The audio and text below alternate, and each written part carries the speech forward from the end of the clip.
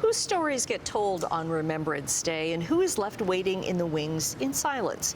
It's a question posed in many ways by actor and author R.H. Thomson in his book By the Ghostlight: Wars, Memory, and Family.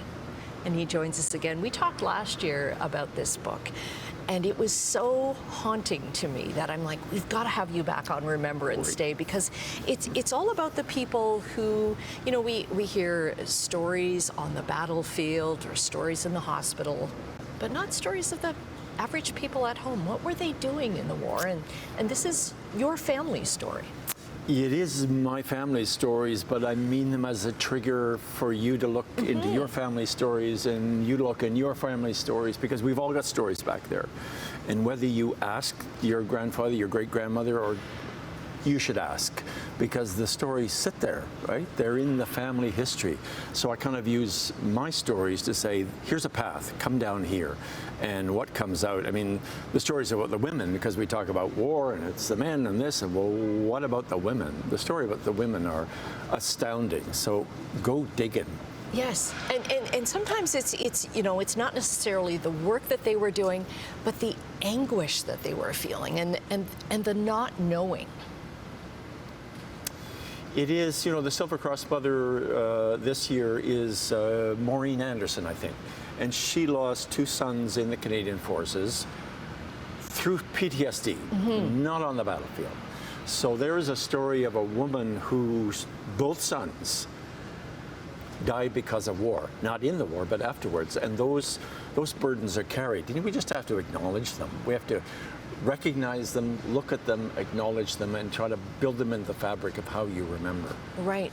And if your family has letters, or if they have any mementos from around that time, or even we think about current wars that are going on, think about, you know, just, you know, through your book, it was a lot of your family's letter writing back and forth. And those letters from my family, like 700 letters from 5 guys, and, you know, 4 of whom didn't make it in World War I. World War I. That led to saying, well, wait a minute, because your family have the stories, your family, your family, your family, your family. Why don't we remember all of them? So I set up a project called The World Remembers, which is to take World War I and saying, why don't we actually name them? And we name them in a public place. Well, there's 68,000 Canadians from World War I, and so far we have 4,920,000 others, Italians, French, British, Australians. So this is in the Canadian War Museum, it's in the American World War I Museum.